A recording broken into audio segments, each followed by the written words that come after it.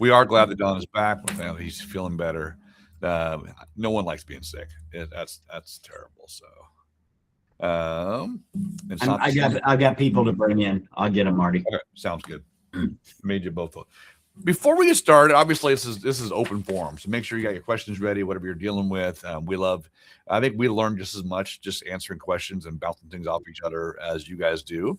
And we're, like I said, glad Don is feeling better. A couple of things I wanted to remind you all of is Forewarn. I hope you all have it. Forewarn is a system or a service that we get for free.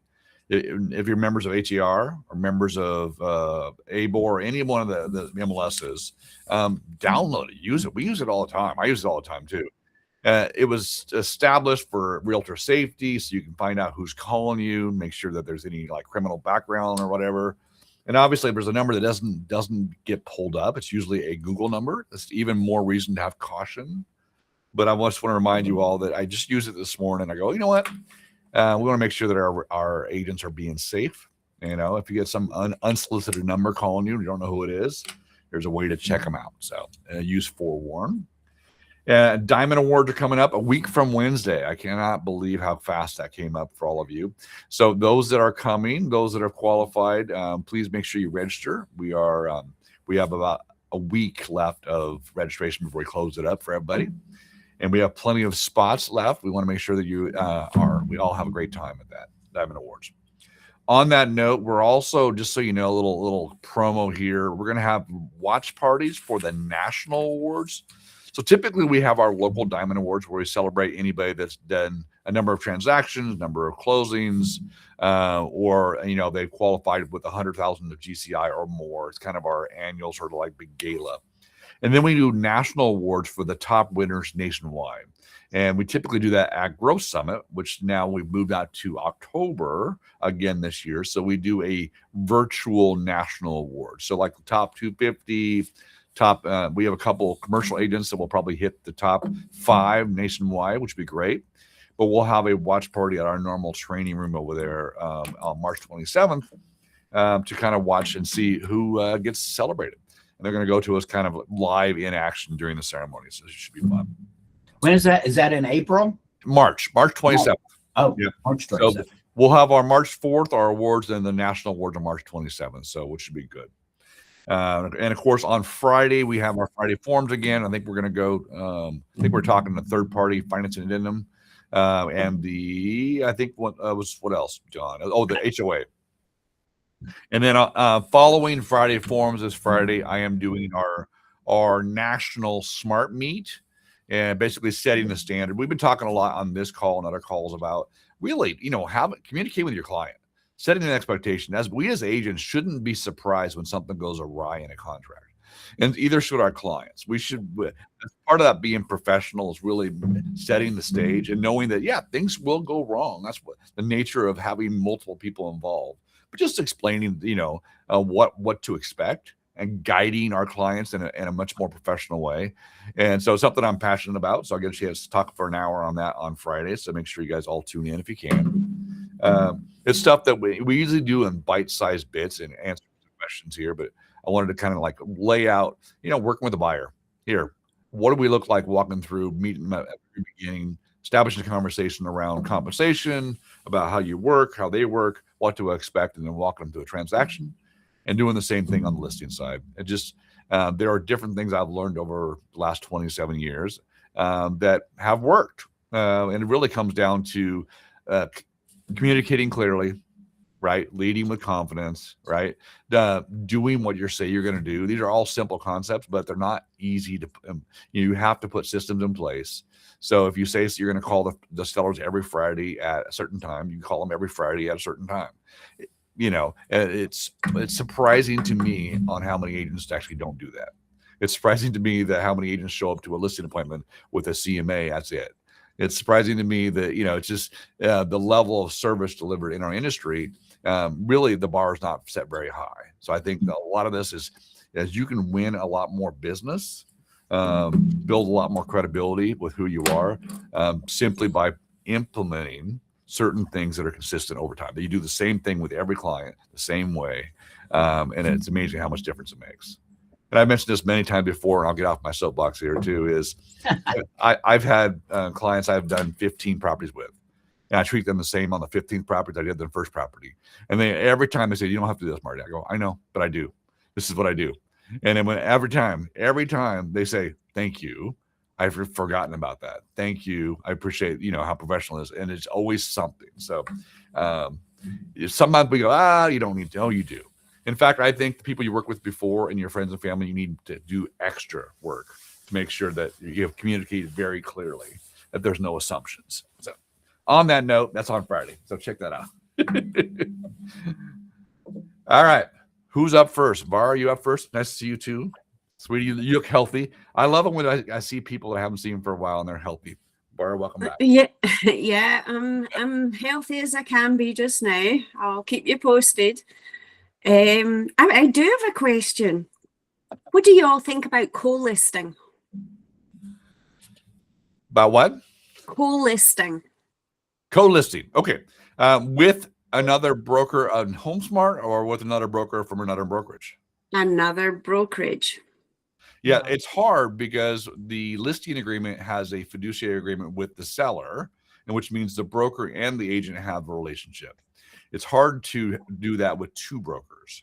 And we've done that on a rare exceptions. We typically don't like it because who pays the E&O? Something happens.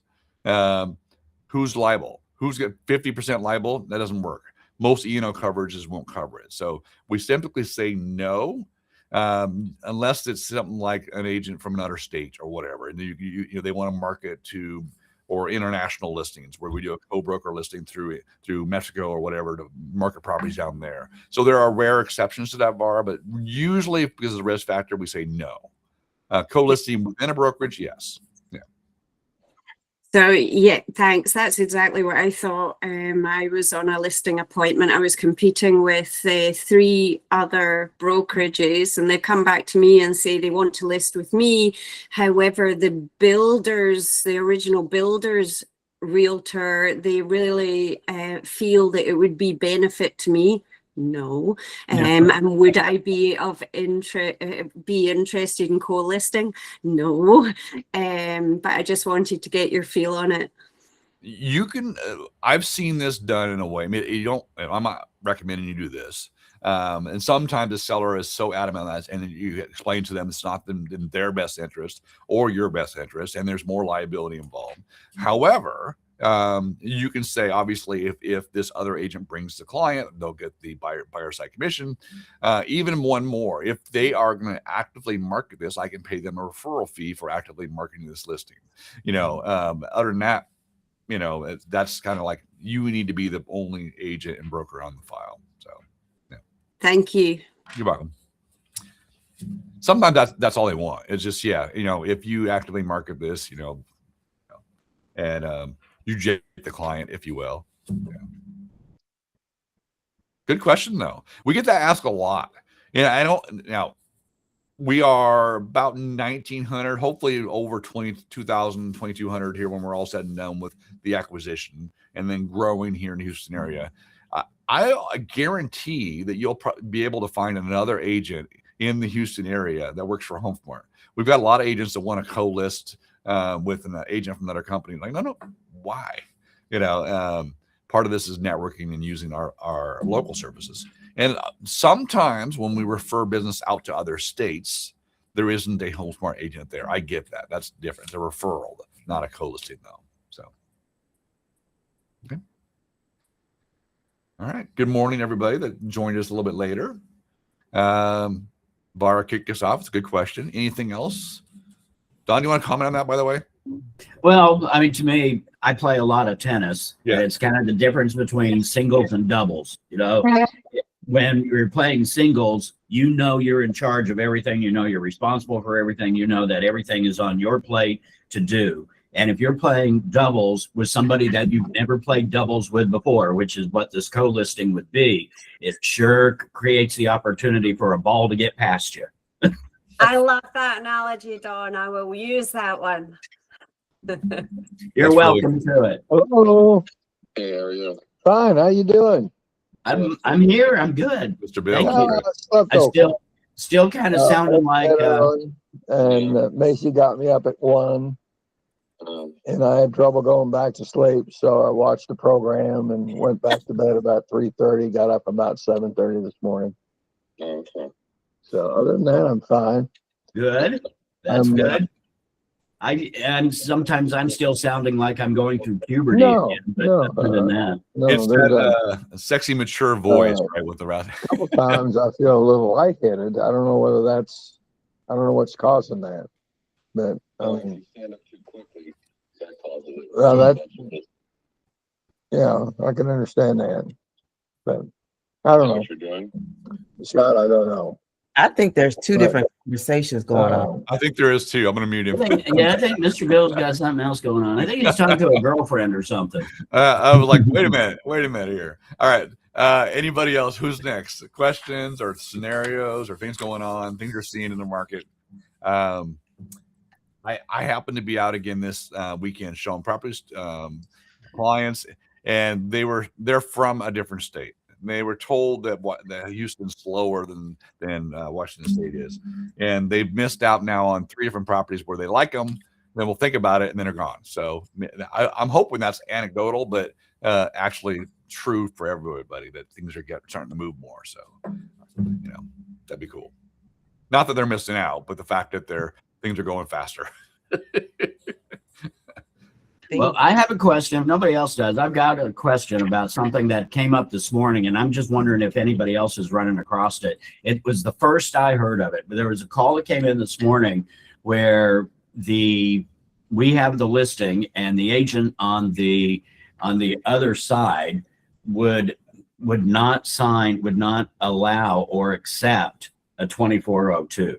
Have you heard of any other brokerage at least not even accepting a 2402? And I understand like EXP from the listing side saying we don't do 2402s. I get that, but I've not come across anybody until this morning where they said their company policy is to not accept a 2402, that they can only get their clients paid through Section 12 of the contract. You run into that before? I mean, we're headed that way. I know we are, but it's many brokerages. First of all, can have in the past, say that our agents won't sign any kind of affiliated business agreement. They won't sign anything that's a company related form. right. So I get that. Anything contract related, and obviously the 2402 is an agreement between brokers. It's not part of the contract.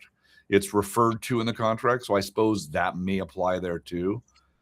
I think no, I haven't heard it yet. I mean, I understand non-signing of it if they're like directing them to the 12A1B, which is where things are going. Interesting. I don't know. Yeah. First time I came across it, so the only way really that I could tell them to deal with it is, okay, if that's the way it's going to be, go ahead and let them put it in 12A1B, go back to your listing agreement, amend your listing agreement, just put in the amount that our side's getting paid in 5B, remove everything in 5A, and let it go. Yeah. It's bizarre on that too. So you're talking about the buyer's agent from the other company. Yeah. What wasn't allowed to do it. No, that's, if you wanted to be a real jerk about it, you're like, fine, don't send it over. No pay. Then you'll get paid, right? I'm gonna go, yeah. I mean, seriously. I mean, yeah. We're on the listing side, right? We're offering to pay you one way. If you can't receive it that way, we're happy to keep it all. I mean, I'm not trying to be a jerk about it, but that's one way of curing that in the interim between now and June. But for all of you, I'm being tongue in cheek here, a little bit of a jerk. But June, the contracts are changing.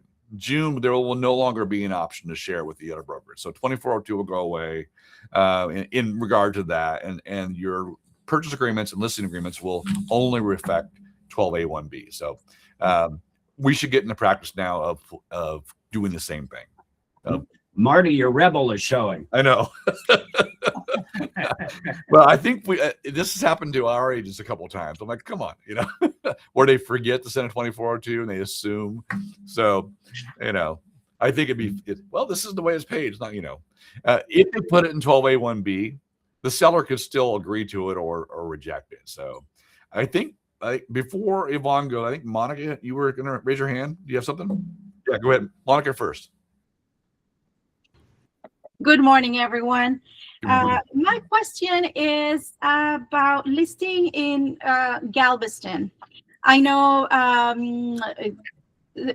there might be just prefer to use agents from that area. Okay. I have in 2021, I was a buyer's agent. Well, we did explore Galveston, and we bought a condo. My buyer bought a condo, and now he wants to list it. The reason is because he wants to, later on after he sells, he wants to buy a beach house. Mm-hmm. So we're spending some time there, but I know that, well, or I've heard that agents from that area don't like agents from Houston listing over there. Is there any certifications or additionals that I can prepare for in the case they say, well, you're not an expert in this area? How can I prepare myself for those kinds of questions? I'll let Don and Raul jump on as well. I'm not let them. I'll have them jump in as well. A couple things with that is that's something you'll always get, especially when you go into any kind of other things. One, we have HER has most of the listings in Galveston.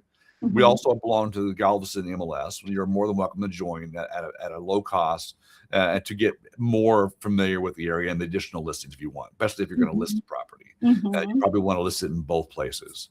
We have several good agents down there. One of our top agents, though, Don Malther down there, does nothing but condos in Galveston. I would reach out to her, whether just to talk or to co-list or whatever for that, just to give you that say, hey, I'm not only in my experience, but I'm experienced with one of the top agents in Galveston that's HomeSmart. You can do that as well. But ultimately, you have to come down to, I've already worked with clients. I know them better than anybody else. I'm doing my research, and too bad. This is part of, you're doing the business and they're not, their agents will show your property. They're not going to, because that, again, that comes down to an ethics thing. They can't not show it because you're an outside agent. Now, this happens, literally doesn't matter which state you're in.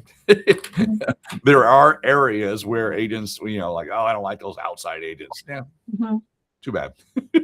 Yeah. Don, Raul, anything else? Well, there's two forms that you better make sure that you've got in any sales contract for Galveston property. There's one called coastal area, the coastal area property addendum. And the other one is the addendum for property on the seaward side of the Gulf Intercoastal Waterway. Okay, yeah, I have those very well marked here because I went through and I went through with my last transaction with the buy-in. That's exactly what we sign, our buyer sign, and I just want to make sure that those two are there. Yeah, they're on the they're in the sales contract, not the listing stuff, but the sales contract. The sales, yes. You're good. All right, good deal. Thank you. And I can connect you too, by the way, if you want to reach out to Don, just for see if we can help you can do. It looks like Monica already had the experience and the compliancy of being there in Galveston, knows the city in a way, and also being back and forth. It's not that far away. Instead of referring anybody out there, just take the bull by the horns and take care of that client and follow the forms as well, like Don says. Yeah, thank you. And I'll be, I'm wearing my beach time. There we go. Oh, I will say though, this is I what I will was be thinking. going there. right there. I will say local knowledge when you're listing is important. So make sure that you're getting as much as you can. Because selling a house as a buyer's agent, there's a lot of information you gather to help your client, inspections and so forth. But listing a house, you need to know obviously what's selling. A lot more. Yeah. Thank you so much. Yep. It's a different skills. All right. I know Vara's next up, their hand up. Yvonne, you had your hand up as well. Did you put it down? You done? All right. I'll go with Vara first, and then we'll go in order.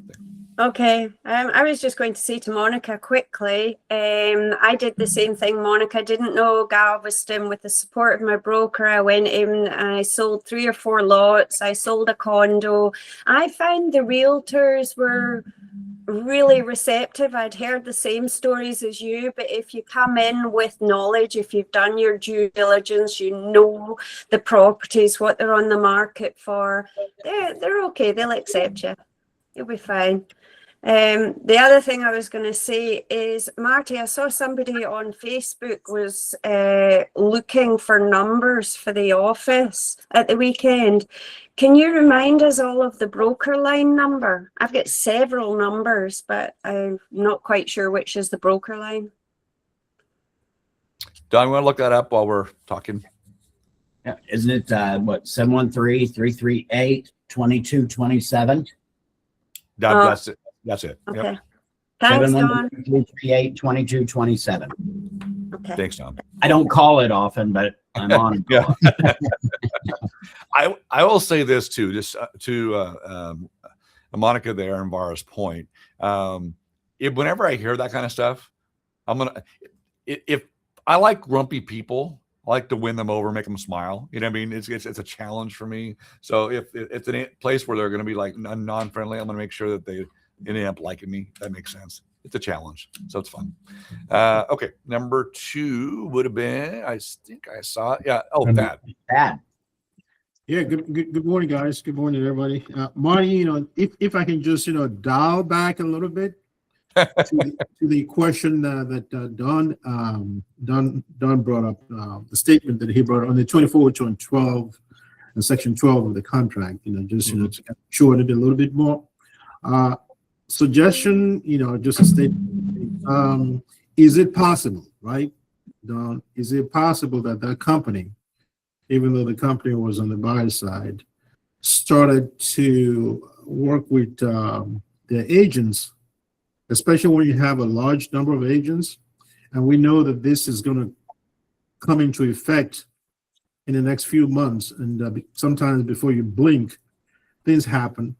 And when you're dealing with multiple hundreds of agents, I guess, if looking at it from a company side, trying to get everybody online to get used to doing certain things that's going to happen. Is it possible that that's what they're doing? Is it something that, we need to look at? Corporate-wide, since it's going to happen anyway. It's going to happen before we blink in the next few months. Just a philosophical statement, So I would, if I'm betting money, which I'm not a big bettor, a gambler, I would assume that the company had a policy on not using the 2402 on the list side, and the buyer's agent assumed it for both sides.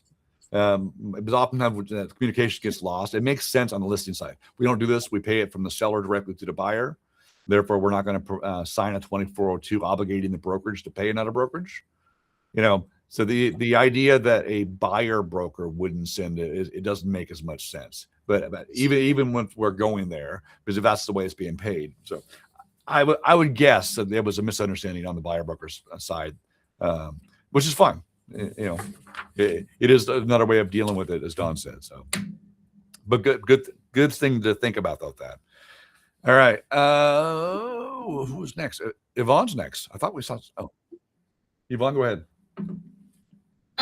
Yes, actually, I'm just wants to, because you refer about the broker's compensation, that they're gonna make changes again.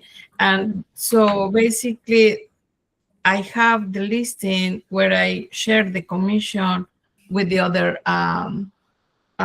agent. Mm-hmm. So it is a good opportunity to amend my listings, just doing the 3%.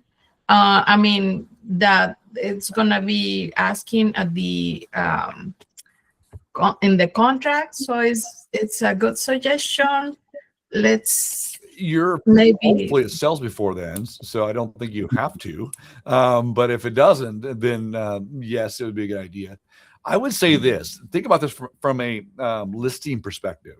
I think it's going to be a lot easier to have a conversation with a seller when it comes down to this is what I charge to do my work. My job is to generate enough marketing to drive traffic to your property to generate an offer, right? And to get this property sold. And this is the amount I charge. Okay. Now, the buyer's agent will have an agent that will be obligated, the buyer will be obligated to pay that buyer's agent, and that buyer's agent will try to negotiate that in the contract. So to expect that they're going to negotiate and ask for a certain amount of money, whatever. So this conversation comes down to, we'll deal with that when it comes, but typically what they're going to ask for is 2-3%, whatever it may be. That would be a great conversation versus I'm sharing this with. I think on the buyer side, you're having a conversation. This is what I make. I'm going to try to transfer this liability or responsibility to the seller. However, sellers now are paying their listing agent. They're not obligated to pay a buyer's agent at this point in time. So when we're considering properties, and they're not automatically going to tell us anything, because they're right now it's going to be zero. There's nothing sort of automatically given to a buyer's agent. Let's look at properties, and this is part of the negotiation to get this obligation you have to me transferred to the seller. And I think that's going to be a much more honest conversation, saying that right now you're obligated to it. There's nothing being offered from the seller, that they can communicate. They may say, hey, they're willing to pay something, right? With the 1412, but other than that, there's nothing that they're on the hook for, right? The brokerages aren't going to be paying for it. I think ultimately it'd be great, but the conversation is going to shift. And I think the buyer's agent is going to have a little bit harder time saying this is my value and this is why it's important that it's now truly a part of the negotiation process, unless you want to pay it out of your pocket. Okay. Don, Raul? Thank you. You're welcome. And that's what's coming. It's the conversation that should have been happening all along anyway. It's just that now they're forcing the issue.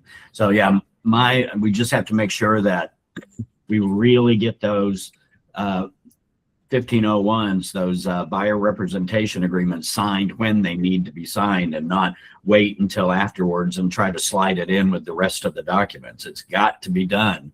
They're going to make sure it's got to be done before we go out and show that property. And that negotiation, that conversation is going to have to happen before we go out and show. There's not going to be anymore. There's not going to be any way to try to fudge on that and get one filled out and put 0 in there, or put in leave it blank, or any of that. You're not going to be able to do that anymore. You do that, then you're really, really running the risk of getting absolutely nothing. And, congratulations, your career just became a hobby. And you don't want that. I will say, I will pose one question to Don and Raul and everybody else here too, for Thad's benefit here, is right now a listing agent or a seller can say, can I see your buyer broker agreement, right? Because you first of all have to have an agreement with the buyer before you can show my property, right? Because that's, the rules. And also you can't make more than what you have on your buyer tenant agreement, right? Shifting it strictly to the seller, is that right? Go away. I'm curious, right? I would think so. Yeah. It has no bearing anymore. Right. It's all negotiated. Good point. Yeah. I think it has absolutely no bearing at all anymore. I think in some ways that the policing effort for HAR may go away as well, because there's no, now you don't have to prove necessarily, except for a record standpoint that you have it. So it may be good. I'm just saying there's a silver lining in everything we do. I guess that'll be a question, since all of that, will what's in the contract have to match what's in the buyer rep? Because currently on 12A1B, for those that are, contract wonks, if you will, or nerds, again, it doesn't refer to an external contract. It is the contract. You're right. Whereas the 2402 was referred to as a separately agreed upon document. So it may add language in the future referring to, matching, but it doesn't now. So yeah, there you go. Interesting. Right? Elena. Finally.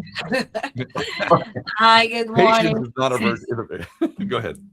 I have a question in regards to retainer's fee.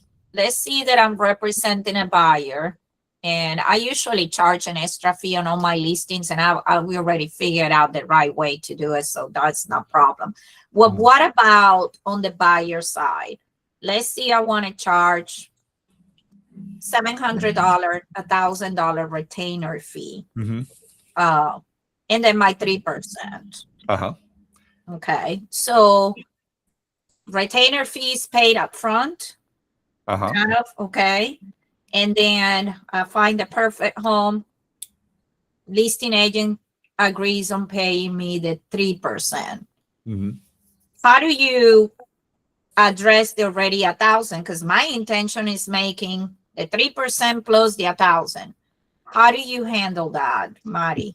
In the actual 1501 now, it says that the retainer fee will be applied towards the amount or will not be. You would check the will Okay. not be. So it's in Okay. addition to the actual amount. And then, of course, the retainer fee we know is being out to HomeSmart.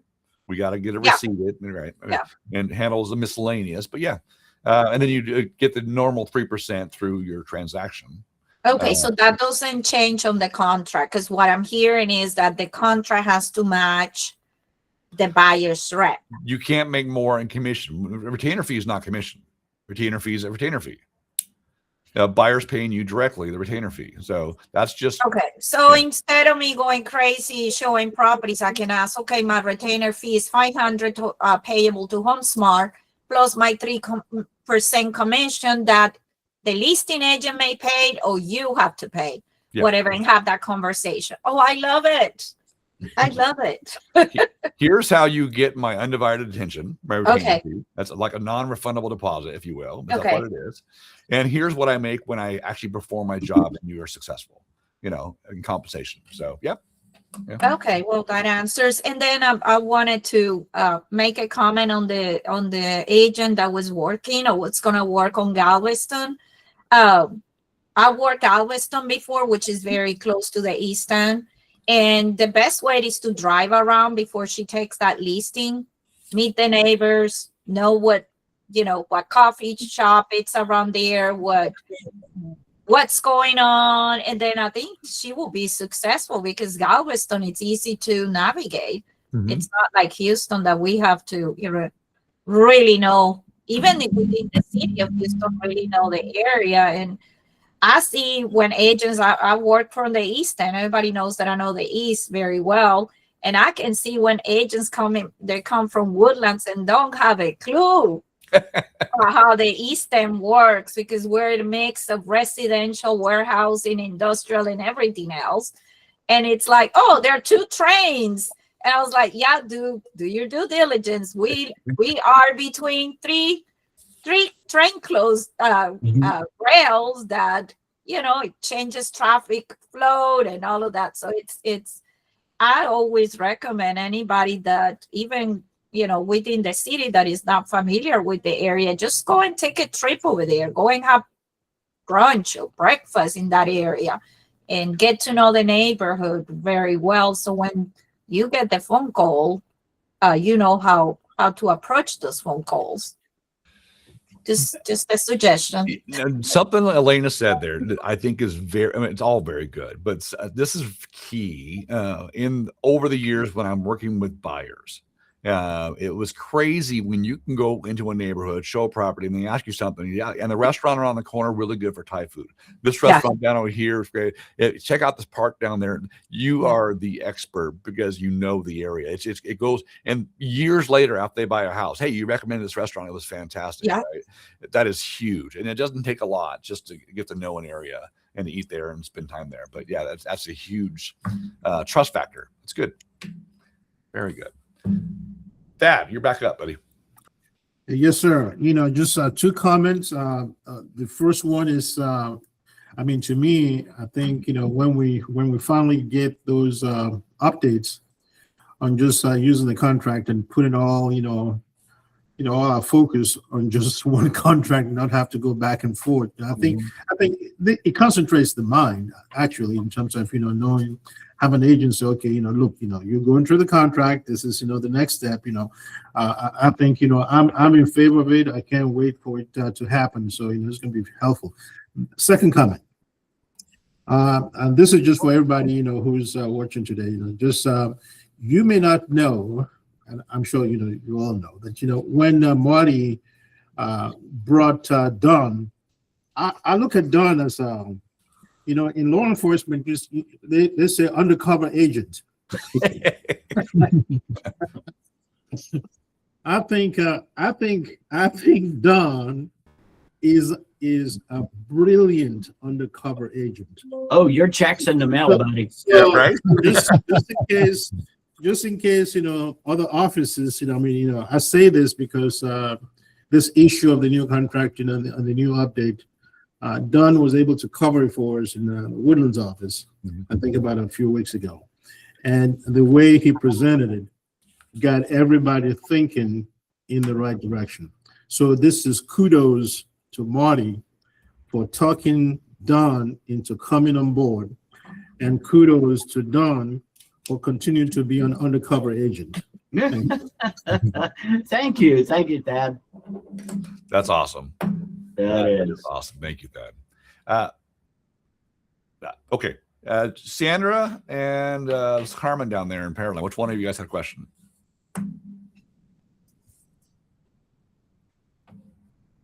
Uh-oh, can't hear. Uh-oh. Sounds.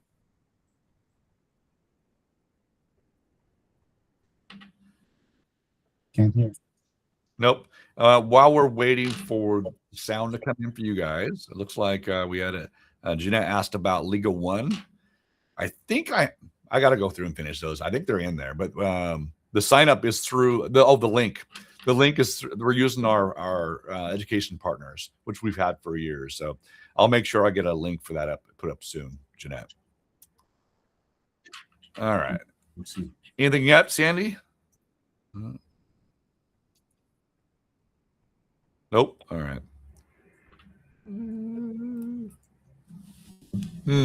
Maybe type in the chat. Yeah. So yeah, I see legal 2 in there. I don't see legal 1. So we have legal 1 and legal 2 should be in there. So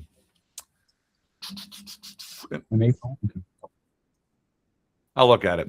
But the links comes from Texas Reese. So morning, Brett.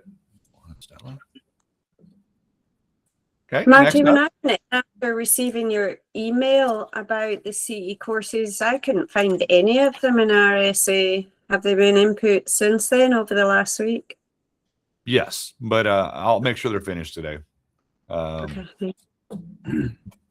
Oftentimes when they're input by our corporate office, they go in the wrong time zone. So I've got to do them myself. A lot of it has to do with many of the classes we don't have flyers for yet. I'm just creating the class and creating the link and then waiting for Texas Reese to give me the the registration link, but we'll get them up. Can we have classes on the schedule? Yeah. Sorry, I was trying to say, can we? I've had the same problem. I want to participate because I love your classes, guys. I think I'm trying to get my mentees to either participate over Zoom or go in person. And I love every class that I had attended so far. And I want to find it on the calendar, the day that I'm free, or forget to put it on my own calendar. And it seems like I'm having the same problem that Bar is having, not to see it on the calendar. So I'm like, I have to find the all emails. So I'm just wondering if it would be a more effective way to those classes to show up on our a smart platform calendar. We'll get them updated, but still it's one of those things where we do the Facebook, we do an email. I do like a weekly email with reminders as well with links. We do the, try to find every which way we can to get everybody to connect. We still miss some people. I don't know how we do that, but still. But yeah, we'll get the RSA updated for that. Raul, I wanted to ask you, because we talk about the mentee part of it. What's your suggestion to get my mentees engaged again? It can be that, some of them have been a year and they are not producing. I mean, and I've tried everything. And I'm working, I mentioned to Mari, I'm working with another agent. I believe she has 3 or 4 years in the business now, and it's up there, and I'm so proud of her. And then I see my mentees and I'm like, how do I get them motivated? And this agent, it's getting the same leads, it's getting the same coaching as my mentees, and she at least just trying, and she already produced a couple of sales, And then I have my mentees, and I'm like, how do I get them motivated? Raul, help, because I'm like, I don't know what to do. This is and it's great that you're in the east side, because it's always good to have some coffee there for your mentees as well. Invite them to a good coffee shop. What I do with the mentees when they're maybe just take a pause or a little bit inactive, you invite them. And yesterday was a good example. We had a kind of an open house from 1 to 4. So we invited 2 mentees that are either beginning or have over 4 months in the mentee program, and they were more like shadow, kind of sitting there and seeing. And we had 5 actually visits, families visiting. Okay. And they were the good thing about this house had about a 10-seat kind of a dinner table, and we sat there and talked, and 2 other agents came in, and it was a great experience. So I would say to have exposure, invite your mentees to the shadow, either showings or listings, and get them involved and get them kind of into the interaction of those questions. One of those questions was how much is the contribution from the seller on this property? Okay. And then you just have, the permission of the seller to disclose this, of course. Is there any home warranty? So you get them involved, and you get them to see the mentees that there is interaction, and then there's already coming activity on the sales of as we get more into March and April and May, of course. So I think that motivates them as well. And then not only that, these other 3 families that came in, they were also asking, well, we don't like this house or the floor plan. Do you have something smaller? So that's where the mentee comes in and kind of helps them in a way, maybe represent them. And at the same time, looking for properties right there and then for them. Say, oh, there's 2 other properties in the neighborhood. To get them involved, what you're doing, bring them along, and kind of do the shadow with you. And if they forgot or they need to get their feedback, wet back again while they do this, motivates them. That's my suggestion for now. So try to find I don't do open houses because my listings the way they are. So maybe partner. Maybe I will call you and then let me know when yours are, and then I will show up and get my mentees. Because it has been so hard even to coordinate having them all in one room. So I'm gonna have to revisit. Yeah. Or coordinate with or I'll let you know when we're doing them, and they can tag along. And they don't have to be there for the 3 hours. They can, or for the 2 or 1. But at least they can see and grasp themselves and see what's out there, and motivates them. At the end of the day, they get a listing or 2 or a sale. That's going to bring them more motivation to their pocket. Okay. Thank you. Thanks. Cool. A field trip. I love it.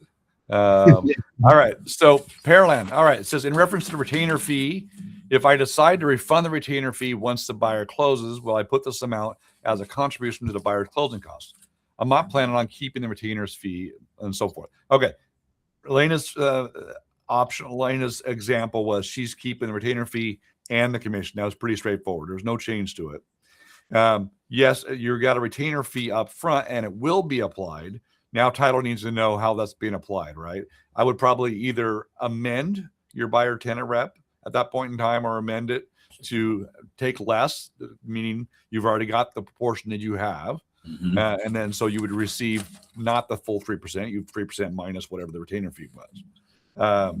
Otherwise, yeah, I suppose a credit would work, but it's better this way. Don, do you think? Yeah, I mean, if you have the retainer fee and then you go ahead and take the 3% and credit it back, it's going to show twice on your 1099.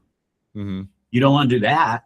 So you take the retainer fee and then reduce, like you said, reduce your 3% down by the amount of the retainer fee, so it only shows up on your 1099 once. Because even if you give a concession to your client, it's still income earned, and it's still going to show up on your 1099. And so it would show up twice. It'd show up as the retainer fee, plus it would also show up again on the 3%. Or whatever the commission is. Yeah, and to Elena, you'd also have to get approval from the lender to give a credit to the buyer, make sure it doesn't exceed their total allowable credit. So just avoid that. Just reduce your commission amount by that amount. Yep. Good question, though. All right, now Grace. Yeah, it is. Grace has been waiting for a long time. What's up? Gracie. she abandoned us. She said, "Okay, I give up." I'm waiting too long. I'm done. No, Great. not at all. There I'm just she is. trying to There you unmute myself. Sorry about this. I'm on my phone and it's a different mode, so I couldn't find the unmute button. Good morning, everyone. Good morning. Good morning. I just have a public announcement to remind everybody about the class for tomorrow at the Woodlands office from 10 to 11. It's going to be with an attorney. The subject will be about deeds, family transfers, anything related to deeds questions. So if you would like to attend, let me know. Love to see as many of you as possible. And we'll have breakfast first and then the class from 10 to 11. Awesome. 1 hour. Is that clock hours? Yes, well? 10 to, Perfect. that's it. Yes. Nice. Nice. Okay. Thank you, Grace. All right, Vara. Thank you. I've got another question about compensation. I was just intrigued about how many other colleagues are facing the question of how low can you go? What is your reduction? And for my last few transactions, I have reduced minimally, but I have done it because they've been repeat clients or I have worked with them, like for a longer time anyway, or I know them as friends. But for people I don't know, I generally stick at a certain percentage compensation. I was wondering if anybody else is following or having the same issues where you're constantly asked to reduce the fee. Anybody can unmute. Are you guys having the same issues? I do all the time, and I stick to my guts. That's what I make. Why would I sell myself lower than my standards? If they come back, I mean, only one builder that done it because, and it's not that much, but it's still, even when I reduce my commission half of the point, I still charge the fee, the extra fee that I charge on my commissions. So yeah, I get that question all the time. And on the contrary, I charge more because of the service that I do charge. To me, the best thing that could happen to us was that now it's up there that commissions are negotiable, meaning that we can charge more for our services. Why would I go down? I mean, and that is my experience. And like I said, I have a builder that is the only one that I charge 2.5 on my side. So it's 5.5 or 5%. But I give the other agent the 3%. I take the 2, but on top of that, I charge a fee. So you always provide or offer a 3% BAC. No, yeah, I always pay the other agent the 3%. I'm not, well, in some listings, my listings are kind of complicated because they're court orders, some of them. So I reduce the fee on the buyer side. And but on my end, if I reduce, let's see, the commission is 5%. The minimum I reduce it, and only for one client, it's 5%. But the rest of it, it's 6% plus my fee. And I don't care. I mean, they're coming back at me because I provided a good service. If not, they're going to go to the cousin agent that just got their license. So if they're coming back to me, they should respect me. They know that I'm a professional, and why should I reduce my commission? It's not fair to me. Yeah. Now, this is what Elena charges for her business. Yeah, that's me. Compensation, yeah. So and everything's negotiable. 2 things on that, Elena. I want to say this. Washington and California went this way before Texas did, as far as open negotiated compensation, no guaranteed to a selling agent, whatever. And over the last 2 years, the average amount of compensation to a buyer's agent went up because it was negotiable. It didn't go down, it went up. So that's something to be aware of too. If you can establish your value, what you're trying to do. And obviously, to Elena says, is knowing what you're worth, Farah, and then choosing what you would do with your business. Now, there are people that work from $500,000, $700,000 properties. They're fine. They get into a $2 million property. They're oftentimes going to cut their compensation because now the percentage is outsized, right? And so that also varies based on the property you're working with, right? Or the difficulty. In Elena's case, these are not easy listings, right? So Yeah. also know that too. So degree of work, and sometimes we can underestimate the degree of work too. So don't undersell yourself. Like, oh, it's gonna be easy. No, it's never easy. But Don, Raul, any Thanks, comment? Elena. I think number one, we should get Elena to teach an assertiveness class. Yep. We'll get her to do that. But it has always been amazing to me how hard agents fight for their clients, but they don't fight just as hard for themselves. That, and we've all, and it's been this way forever, where they're trying to get you to cut your commission. It's not anything new. It happens all the time. There's just a new reason for it now. And, I've been out on listing appointments, and it wasn't really so much, it didn't used to be so much on the buyer side. I always used to be on the listing side. And they would say, well, Joe says he'll do it for 4%, or Joe says he'll do it for 5%. My response, now this was in my younger, cockier days. Go with Joe. My yesterday, yeah. My response was always, well, Joe knows what he's worth, Obviously, you don't want to bash somebody else, but that's a great way. Look, this is what I'm worth. This is what I make, right? When you get to a level, you want to choose who you work with anyway. It's mutual. It's not just them hiring you. It's just like you're hiring them, and this is what do you want? And they also want an agent. Oftentimes, they're the same people that want you to negotiate harder for them, be tougher for them, right? So you're showing them how you negotiate up front. Now, and one of the things I tell every seller, that you got an offer.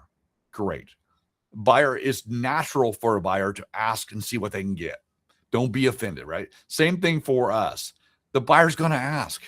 That's there. Good. Thank you for asking. No, this is what I'm worth. This is what I make. And you're going to get the best service for it. And, and don't be offended by it, because Nick, why not? Why wouldn't they ask? We would do it. Say, hey, can I get a discount? No. All right, good. I'm still going to use you. Right. But they want to see where you stand and how you justify yourself. So this is something, knowing we're going to get the question, Bara, is like, oh, thank you for asking that. No, I don't do that. This is why, Don't catch any fish if you don't cast the line. Yeah. Yep. And sometimes what I do, let's see that it's usually the lowest end of a property, and the client, let's see that you're making 4,000, as an example, right? 4,000 commission, and they already want you to reduce it, and the property has to be in market 3 months. So I start dividing. I said, okay, you're paying me 4,000 divided by 3 months, divided by the weekly, divided by hours. When they see and all the work, and it's like they feel ashamed. It's like, oh my God, you're only making less than $10 an hour. I said, exactly. And I have to sell you property, and I have to do this, and I have to do that. So then the whole face changes, and it's like, I say, now, can I get an extra fee on my listing? Yeah. And that's how I usually negotiate it.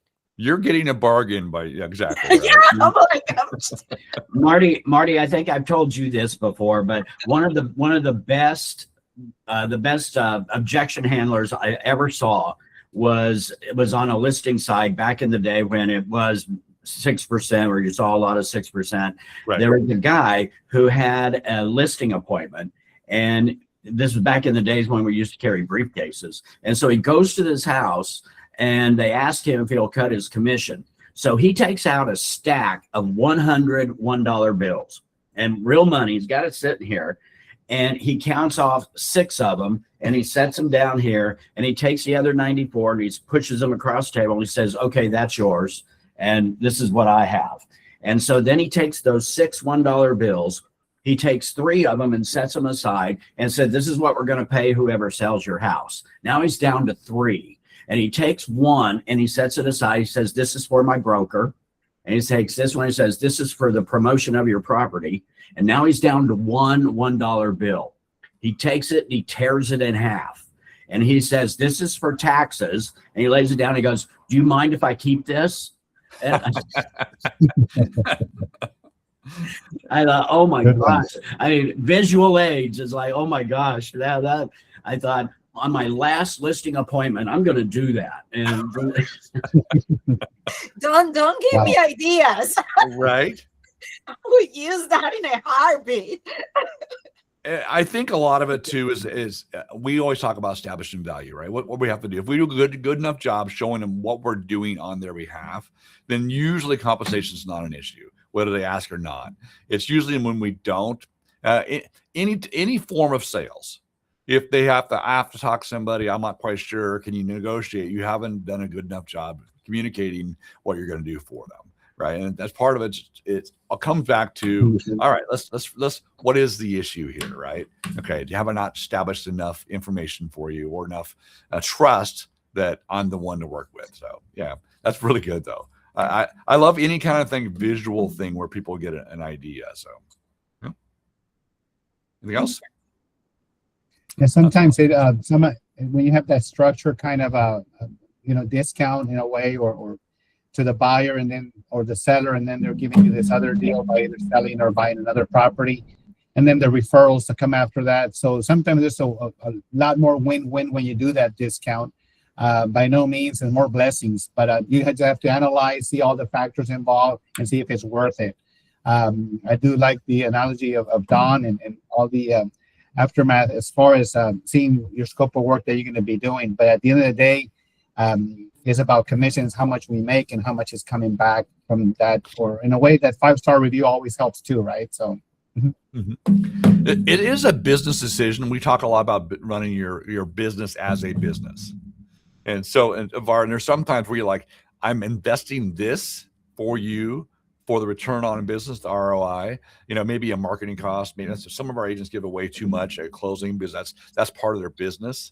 I do know that if Raul and I are competing for the same listing and he's giving away commission, whatever it may be, his compensation less than, he may lose it to Don, who lowers his commission lower than Raul, right? Versus competing on, benefits of being the top listing, what they'll get for the property and so forth. So it always got to be careful there and make sure what is the factor that differentiates you between everybody else. And it can't just be cost. Although we like to be, a flat fee broker for that reason, right? To make sure that you guys. Anyway, yes, yep. I'm going to post something for you guys. I saw this just this morning. I thought it was fun, great. I'll put it in the chat. It's a long one, but if you're talking about what we make as agents, so we have to agents do a lot of work. But I saw this morning when they're talking about the all the things that a buyer's agent, listing agent does as a realtor, and the average realtor, and this one's probably old numbers, makes about $30,000 a year, working 40 hours a week, right? That's a lot of work. So keep that, use that if you want. I thought that was very, very appropriate for our conversation today. So yeah, I saw an article this morning about how NAR is now starting to promote real estate agents, realtors, by talking about how much they do behind the scenes, how much is being done behind the scenes that you never see out front to try to help establish value. I saw there was an article on that this morning. I showed 7-8 properties on Sunday, right? I probably spent 2.5 hours getting ready to show 7 properties, right? That they don't see, right? Yeah, getting ready, pulling the all the information, and listing, and so forth, right? So, to your point, we do a lot more, and part of that is communicating. This is what you get. We're here to advocate for you, and it's not just about finding a place or showing a place or even negotiating. It's all of the above. So good. Look at that. Any last parting words there, Raul?